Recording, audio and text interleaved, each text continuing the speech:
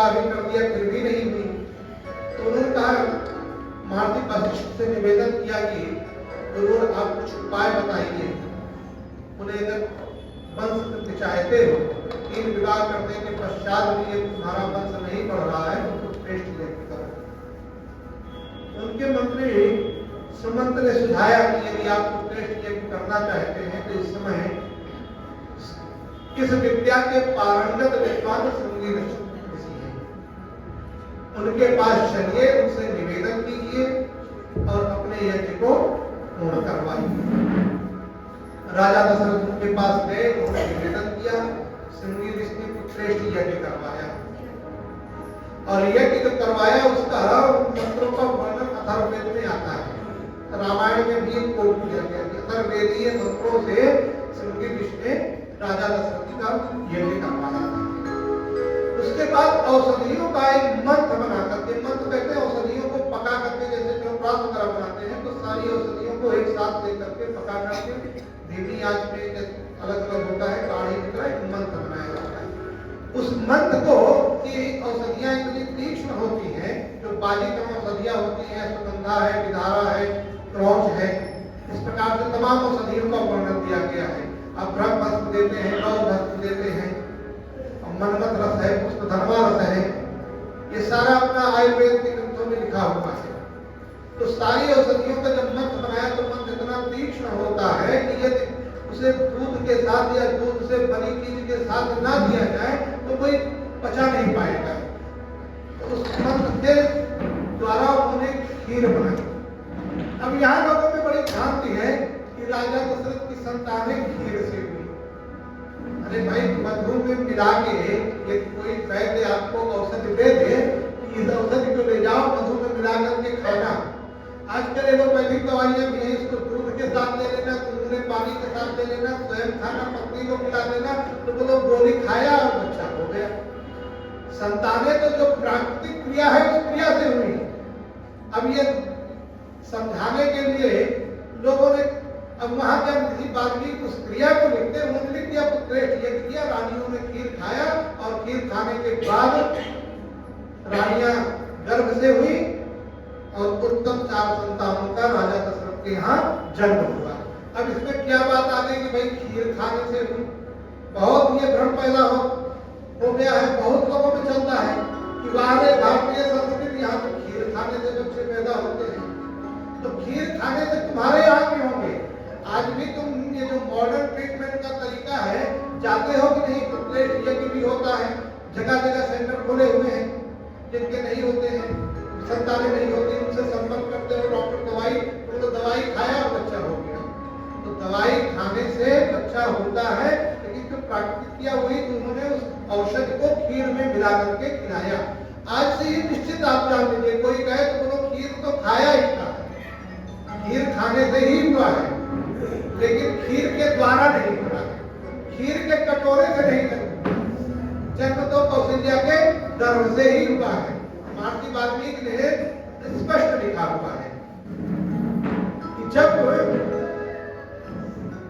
उस यज्ञ के बाद वसंत ऋतु में उन्होंने यज्ञ किया था और वसंत ऋतु में यज्ञ करने के बाद फिर दूसरा जब चैत्र महीने में, काउंट कर लीजिए 9 महीने का, 9-10 महीने का अंतर आता है, 9 महीने के बाद ही बच्चों का जन्म होता है, तो उस समय फिर उनका चैत्र महीने में, चैत्र शुक्ल 9वीं के दिन माताओं के गर्भ से भगवान राम, भरत, लक्ष्मण और शत्रुघ्न का जन्म हुआ। और जन्म होने के बाद बालक बड़े हुए और फिर उनको गुरुकुल में भेजा गया। यहाँ पे देखो बड़ी अच्छी स्वस्थ परंपरा है। राजा का पुत्र हो या सामान्य व्यक्ति का, यदि शिक्षा ग्रहण करना है तो गुरुकुलों में जाना अनिवार्य है। बच्चियां बैठी है ना, देख के बड़ा अच्छा लगता है कि कन्याओं के गुरुकुल अलग और बच्चों के गुरुकुल अलग होते थे, ये व्यवस्था थी और इसका एक सामाजिक लाभ हमें मिलता था। आजकल भी हम लोगों के पास बहुत बार फोन आता, पंडित जी कोई कन्या हो तो बताइए, कोई लड़का हो तो बताइए। ये काम उस समय आचार्य लोग करते थे। दोनों के जब विवाह होता था तो माता पिता के आधार पर नहीं होता था, किस आधार पर होता था? गुण का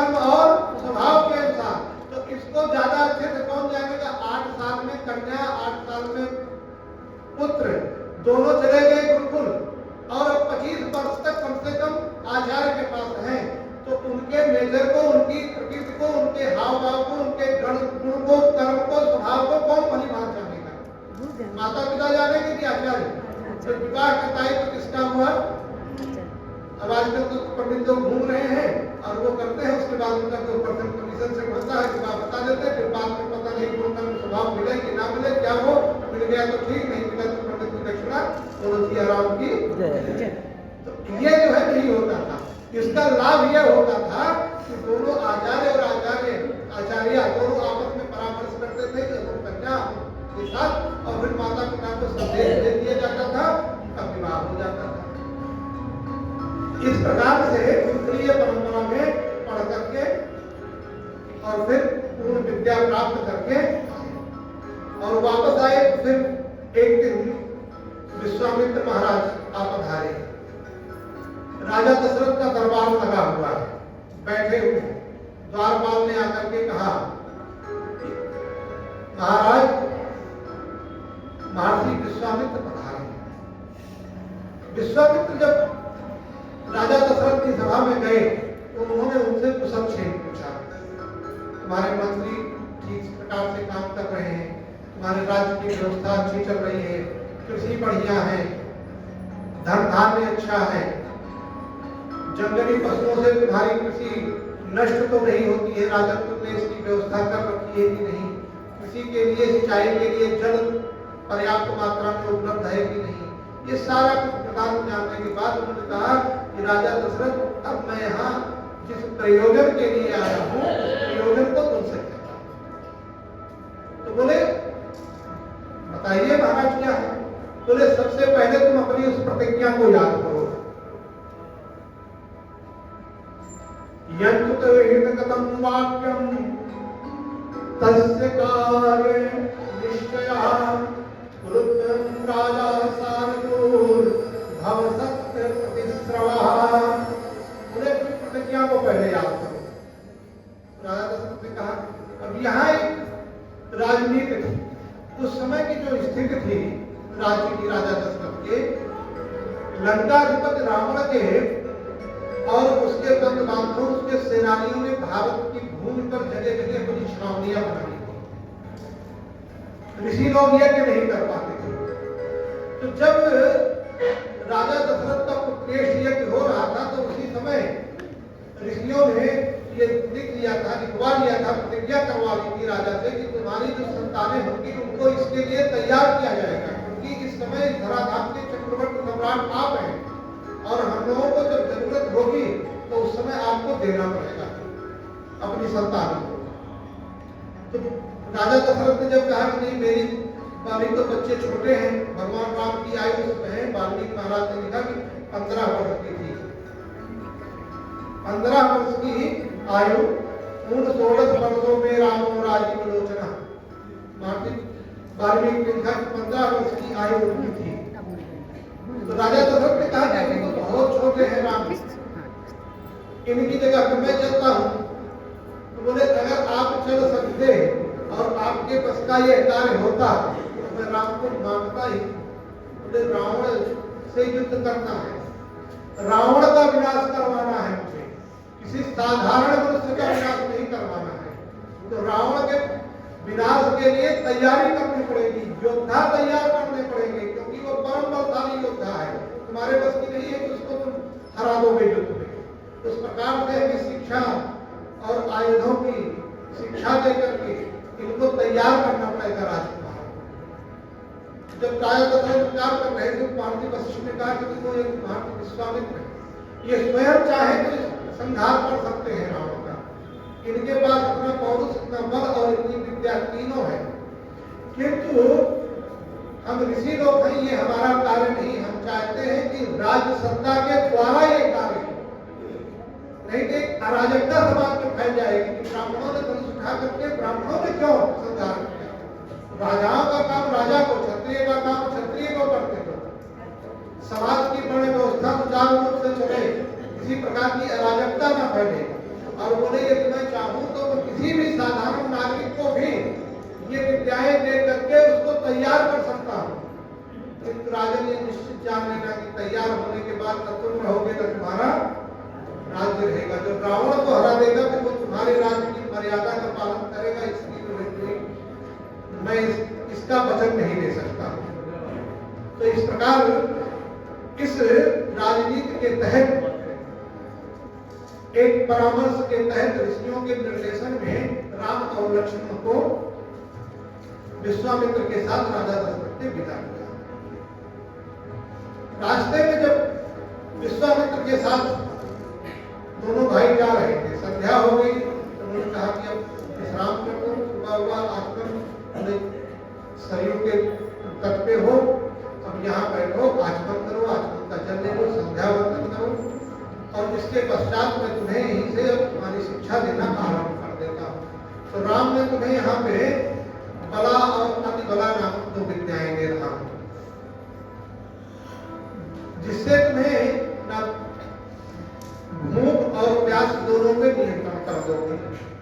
आज भी कोई सोचे कि ऐसी कोई विद्या है, तो डिफेंस में हमारे परिवार के कई लोग हैं, वो बताते हैं कि कई जगह जब हम लोग ऊपर पहाड़ की चोटियों पे चले जाते हैं जहाँ खाद्य सामग्री पहुँचाने की सुविधा नहीं होती है, तो छोटे छोटे कैप्सूल वगैरह बना के दिए जाते हैं। एक कैप्सूल खा लो, उसमें इतनी कैलोरी रहती है कि 2-3 दिन तक न भूख लगती है न प्यास लगती है। युद्ध क्षेत्र, युद्ध तो इतना आसान नहीं है। आज भी हमारे सैनिक जिस प्रकार से खड़े रहते हैं और जितनी तत्परता से कहीं पानी में, कहीं पर धूप में, तब राज्य चलता है, तब तंत्र चलता है। तो बोले तुम राजा के पुत्र, ये रावण से लड़ना है तो ये विद्याएं जानो। और ये विद्याएं कैसी हैं? ये प्राणायाम की विद्याएं हैं। जहाँ अष्ट सिद्धियां दी गई है वहां दिया गया है ना, अपने को लघु कर दो, लघुता, आर्मा, गरिमा, ये सारी जो है योग की विद्याएं सिखाई। तो बला और प्रतिबला नामक तो योग विद्याएं महर्षि विश्वामित्र ने राम को सिखाई कि मूर्छित अवस्था में भी तुम्हें कोई नहीं मार सकेगा, सोते में भी नहीं मार सकेगा। अच्छा, कोई ये पूछे कि इसमें कोई विज्ञान नहीं है, कोई कपोल कल्पना है, तो आप कभी जो है देखो, मनुष्य को की क्या होती है ना कि मनुष्य की शक्तियां थोड़ी प्रकृति से दूरी होने के कारण कमजोर हो जाती हैं। और प्राणियों को देखो, गांव में हम लोग रहते थे ना, कहते कुत्ता सो रहा होता, बहुत बार प्रयास करते सोते हुए कुत्ते को एक ढेला उठाकर मार दो, कभी लगता नहीं था। कभी कौवे को आप ढेला मार के देखो, लगेगा नहीं। उनकी वो स्वाभाविक विद्या ही होती है, सोते हुए कुत्ते को कोई नहीं मार सकता। जैसे ही आप काटी घुमा के तुम नजदीक आओ, वो संग से निकल जाएगा। वो कैसे निकल जाता है? कहीं ट्रेनिंग लेने नहीं गया, किंतु वो योग विद्या उसके अंदर है। हम लोग न्यूनी इत्यादि करते हैं, इसकी भी विद्याएं हैं। जब वो कोई ऐसा पदार्थ खा लेते हैं जो पच नहीं सकता, तो उसको निकाल देते हैं। हमारा आपका भी यही है, जब किया है, न्यूनी किया है, ये सब किया है। तो इसी तरह से प्रतिबला और बला नाम की दो विद्याएं महर्षि ने उन्हें प्रदान किया। और फिर आगे बढ़े तो देखा कि एक उजाड़ जंगल दिखा था। उस उजाड़ जंगल को देखकर भगवान राम ने कहा कि ये कैसे, ये जो है इतना ये रमणीय स्थान नहीं है, यहाँ ना कोई पशु है, ना पक्षी है, कुछ भी नहीं है। तो विश्वामित्र ने कहा ये बहुत बढ़िया रमणीय नगर हुआ करता था, किंतु यहाँ एक राक्षसी है ताड़का, जिसके कारण ये जंगल हो गया है। इस राज्य को उसने ध्वंस कर दिया, उजाड़ कर दिया, और तुम इसका वध करो, उसके लिए तैयार किया। भगवान राम ने कहा कि देखिए, मैं तो क्षत्रिय कुल हूं, हमारे वंश में यह परंपरा है कि नारी पर हम शस्त्र नहीं उठाते।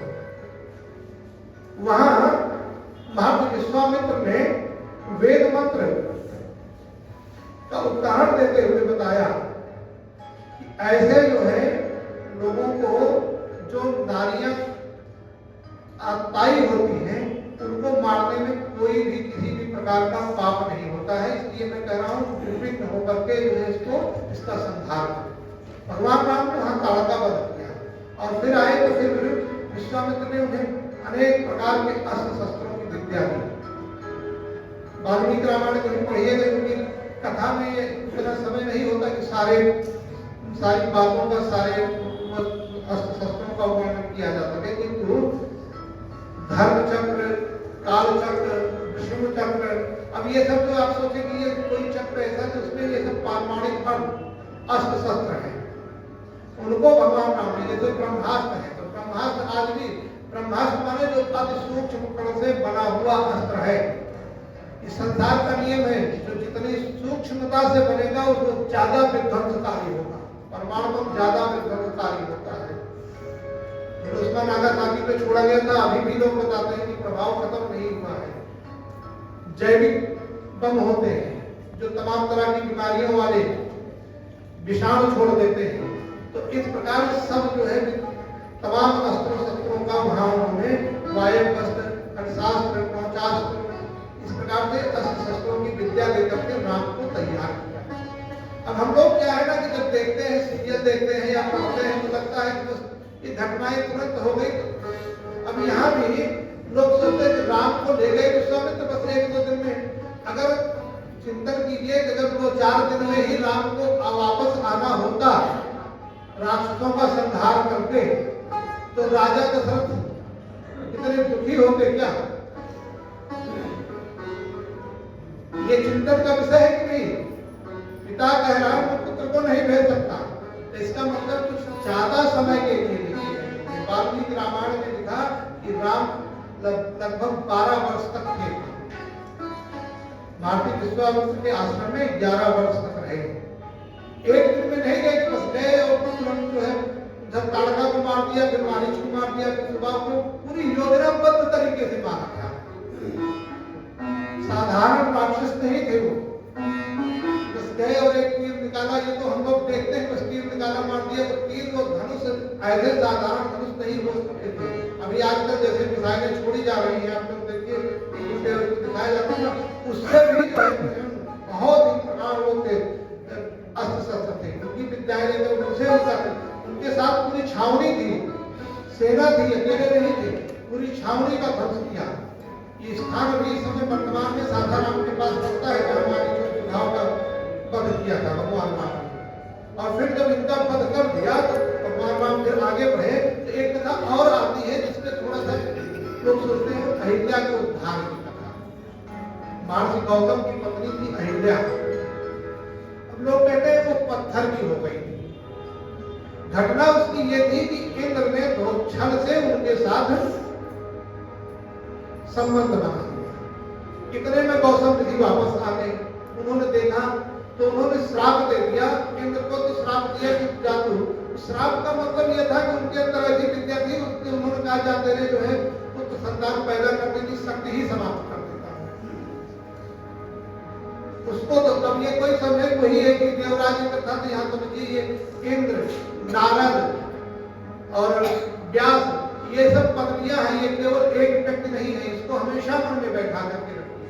ये पदवी है जो उस आसन पे, जैसे यहाँ बैठे थे, यहाँ कहा था व्यास आसन पे, तब कोई ये कहा कि व्यास जी कथा कर रहे थे तो मुख्य हो जाता है व्यास। अब वो व्यास उस समय कौन बैठा था, उसके प्रतिनिधि के रूप में कौन थे, तो उसी प्रकार से कोई इंद्र उस समय का रहा होगा उस क्षेत्र का, जो उनसे ईर्ष्या करता था गौतम से, और गया तो उसको जो है वहां नपुंसक कर दिया और पत्नी को धिक्कारा। तो चूंकि जो है वो पतिव्रता आज भी और उस समय भी भारतीय नारियां या कोई भी इतनी ज्यादा पति का धिक्कार सुनने के बाद उन्होंने एकांतवास करना शुरू कर दिया। तो लोगों ने कहा पाषाण हो गई है। कोई इतना जब दुखी हो जाता है, कभी कभी ऐसा भी दुख हो जाता है ना किसी से बात करना, उस वियोग में व्यक्ति अकेला हो जाता है। इस प्रकार मैंने तो जब जा रहे थे तो विश्वामित्र ने कहा कि देखो राम, तुम राजा के पुत्र हो, इस समय तुम महाराज दशरथ की युवराज हो, तुम्हारे समझाने से हो सकता है इसका दुख दूर हो जाए। तो भगवान राम ने वहां अहिल्या का उद्धार किया, उसको समझाया, शिक्षा दिया, सतीत्व की शिक्षा, और उस पाप के प्रायश्चित के बारे में बताया कि इसका जीवन फिर से सामान्य हो जाए। तो कैसे ऐसा कुछ नहीं था कि उनके अंदर बस कोई ऐसी पारमाणिक शक्ति नहीं थी कि पत्थर को छुआ उठे थे और फिर नारी बन करते।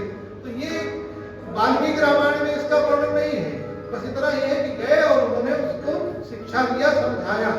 अब किसी ने कुछ लिख दिया बाद में, कालांतर में लोग लिखते चले जाते हैं। जैसे आजकल हम लोग सीरियल देखते हैं, कटको लोग किताब पढ़ना भी भूल जाएंगे, केवल सीरियल देख करके आपके इतिहास को जब पढ़ेंगे तो वो कहेंगे ऐसा दिखाया गया, इसका मतलब ऐसे ही इतिहास था। राम कैसे दिखते थे, अब देखो धीरे धीरे राम की फोटो अब गोविंद की बनने लगी है, तो कोई कहा राम की छवि कैसे थी, धर्म गोविंद की तरह थी। तो ये यथार्थ नहीं हो सकता है, इतनी तो बुद्धि प्रखर करनी पड़ेगी। और ये बुद्धि प्रखर करने का आपको मंच कौन देता है? आर्य समाज। बाकी लोग तो भक्ति में इतना लीन हो जाते हैं कि वो सोच ही नहीं पाते, किंतु चाहे जहां भी हो भैया अपने मस्तिष्क को खोल करके, तर्क को खोल के समझो, तो बातें कहीं भी झूठी नहीं है, उसको उसके यथार्थ रूप में समझना आवश्यक है। इस प्रकार से वो उसके बाद फिर वहां अहिल्या का उद्धार करके भगवान राम आगे बढ़े और पहुंच गए महाराजा जनक की मिथिला नगर। मिथिला नगर में जाने के बाद, और मिथिला में भी क्या है कि धनुष यज्ञ राजा जनक ने आयोजित किया था। धनुष यज्ञ के पीछे भी बहुत सारी कथाएं हैं। एक तो सीता के जन्म को लेकर के है, विवाह के समय उनकी आयु को लेकर के है। सीता का जन्म ज्यादातर लोग कैसे मानते हैं? धरती से। अच्छा, धरती पुत्र होते हैं कि नहीं? इस समय हमारे उत्तर प्रदेश में एक नारा चलता है, धरती पुत्र। तो वो क्या धरती से हुए थे? 100-200 साल के बाद कोई कहे कि वो तो धरती से पैदा हुए। चौधरी चरण सिंह को भी धरती पुत्र कहा जाता है, तो चौधरी चरण सिंह धरती से पैदा हुए थे क्या? वो धरती से इतने जुड़े थे, उस भूमि के लिए, किसी के लिए उन्होंने इतना काम किया कि वो धरती पुत्र थे। सीता माता किसी अनुसंधान के बारे में इतना जानती थी कि उनको धरती पुत्री कहा गया। तो धरती से नहीं पैदा हुई, यहाँ सीधा स्ट्रोक आया हुआ है। उनकी जो है औरस कन्या थी। राजा जनक ने स्पष्ट रूप से कहा कि ये मेरी जो है पुत्री है, और इसके कारण ही मैंने इस धनुष यज्ञ का आयोजन किया है। अब वो धनुष क्या था? वहां एक कथा चलती है कि रावण सीता से लेकर के जा रहा था, और रास्ते में तो देखा देवताओं ने कि ये जो जाएगा उसका धनुष लेकर के जाएगा, विध्वंस कर देगा। तो फिर जो है इंद्रजीत तक पहुंच गए गंगा जी के पास, उन्हें प्रेरणा करो, और प्रेरणा कर दिया। अब गंगा जी उसके अंदर समाहित हो गई, वो गया, और फिर जो है वो उसको वेग आया। अब गंगा जी का समाप्त हो रही है, वेग समाप्त हो रहा है, धनुष रखना शब्द ये कि धनुष रखना नहीं है, उसने रख दिया। अब धनुष को उठा नहीं सकता। तो यहाँ क्या था कि वो धनुष में धरती के साथ ऐसा कुछ वाइब्रेशन था, कुछ था कि उसको फिर उठा नहीं पाएगा राम। अब सीता जी क्योंकि राजपुत्री थी, साधारण पुत्री तो थी नहीं। राजा जनक का वर्णन यदि पढ़ना हो तो पुस्तकों को पढ़िए। राजा जनक की जो पदवी थी, जनक भी एक नहीं थे, बहुत जनक हुए हैं उपनिषद काल में। जो उस राज्य का राजा होता था उसको जनक कहा जाता था। अलग अलग नाम होते थे, वहां की पदवी थी, तो साधारण कन्या तो थी नहीं। इसलिए राजा जनक की पुत्री थी, राजकन्या थी, तो वो जानती थी कि कैसे इस अस्त्र को चलाया जाएगा, इसका अनुसंधान। तो ये नहीं था कि राजा की पुत्री थी। हमारे उत्तर प्रदेश में कथा चलती है, लिपाई कर रही थी, गोबर से उठा के उधर रख दिया, दिवाली की सफाई कर रही थी, रख दिया। ऐसा नहीं था, वो जान गई थी कि इसको कैसे। अब जैसे कोई चीज रखी रहती, कोई गया उसने पॉइंट दे दिया कि यहाँ दबा दो, फट से ये चीज जो है उड़ जाएगी। और एक बटन हो, हम नहीं जानते हो दबाना, बंदूक सामने रखी हो, जिसको ट्रिगर दबाना नहीं आता हो, ट्रिगर दबाने के पहले भी घोड़ा खींचना पड़ता है, जिसको खींचना नहीं आता उसके पास रखा रहेगा, वो इंसान लगा पाएगा क्या? और जो उस विद्या को, उस अस्त्र को चलाना जानता होगा, उसके लिए बड़ा आसान है, लक्ष्य भेदन की कला है। तो उस कला को सीता जी जानती थी, इसलिए तो भगवान उस समय जो है जब उन्होंने धनुष को उठा लिया, अनुसंधान कर लिया, तब राजा जनक ने कहा कि हर पिता अपनी पुत्री के लिए अपनी पुत्री से चतुर और योग्य वर खोजता है। राजा जनक ने भी कहा कि इस समय जो मेरी पुत्री से भी अधिक योग्य वर होगा, उसी के साथ में इसका विवाह होगा। और उस समय में कोई ये जो है नहीं था कि जैसे कोई चला जाए और पिता के नाम पर या राजा के नाम पर या सेठ के नाम पर ही अब बेटा बेटी का मिलता कि नहीं मिलता, उन्होंने स्वतंत्र रूप से स्वयंवर रचा दिया कि जो इस अस्त्र को चलाना जानता होगा, अर्थात जो मेरी पुत्री से भी अधिक होगा, उसी के साथ मैं अपनी पुत्री का विवाह करूंगा। इसके पीछे ये वास्तविक कथाएं हैं। अब कथाएं लोग अपने मन से मनगढ़ंत करते करें, फिर यही होता है कि आज भी क्योंकि हमारे समाज में लोगों ने धर्म के नाम पर अपने मस्तिष्क को इतना बंद कर रखा है कि उस अपने कबाड़ को खोलना ही नहीं चाहते। जो कह दिया बस उसको मान दिया। ऐसा क्यों करता है? परमात्मा ने मस्तिष्क दिया है, बुद्ध भी है, तर्क दिया है, पढ़ो, तर्क से सुनो, उसके पीछे की वास्तविकता को जानो। तो इस प्रकार का धनुष यज्ञ उन्होंने किया, और धनुष यज्ञ में क्योंकि ये भी जो है भारतीय विश्वामित्र लेकर के दोनों भाइयों को वहां पहुंचे, और फिर अब जितने राजा आए थे सारे राजा वहां धनुष जाते और उसको उठाना नहीं जानते थे, चलाना नहीं जानते थे, उस बिना को चला नहीं पाते, वापस चले आते। तब राजा ने कहा कि लगता है कि मेरी पुत्री ऐसे ही रह जाएगी, इस समय कोई ये नहीं है कि इसको चला सकेगा। लक्ष्मण का तो थोड़ा सा स्वभाव ऐसा था, उग्र थे। उन्होंने कहा रघुवंशियों के रहते हुए आप ऐसा कैसे सोच सकते हैं जिसको कोई चला नहीं सकता। जिस सभा में राम जैसे वीर उपस्थित हो, अब चूंकि उनकी आयु उस समय है, अब यहाँ भी जब लोग कहते हैं कि सीता जी की आयु और राम की आयु, तो राम 15 वर्ष में गए थे और 12 वर्ष के पश्चात धनुष यज्ञ में पहुंचे थे, तो कितनी आयु हो गई उनकी? 27 वर्ष के राम थे, और 18 वर्ष से ऊपर की आयु माता सीता की कही गई। और ये स्वतः रामायण से ही प्रमाणित हो जाता है। तो जब कोई नहीं उठा पाता था उस समय जो है, तब महर्षि विश्वामित्र ने कहा कि अब राम चलो धनुष को तोड़ो। तो उठाओ राम भंजो भव चापा, उठाओ राम भंजो भव चापा, मीटहु तात